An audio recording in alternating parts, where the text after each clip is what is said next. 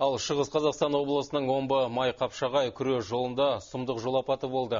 3 жеңіл көлік соқтығысып қалған. Салдарынан 5 адам қаза тауып, 4 жолаушы түрлі дене жарақатымен ауруханаға түсті. Алдын ала анықталған мәліметтер бойынша оқиғаға қарсы бағытқа шығып кеткен Nissan Maxima көлігінің жүргізушісі кінәлі көрінеді. Ал ауыр жарақат алған жолаушылар Семейдегі ауруханада жатыр.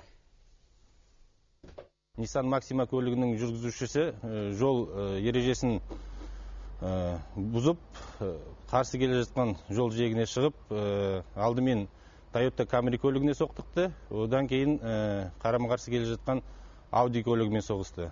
Сол кезде Audi көлігінде келе жатқан 5 адам, жүргізушімен бірге 5 адам қаза тапты. Жол апатынан аман қалғандардың ішінде Nissan Maxima көлігінің жүргізушісі де бар. Ол әзірге бұл оқиғаға байланысты күдікті деп танылып отыр.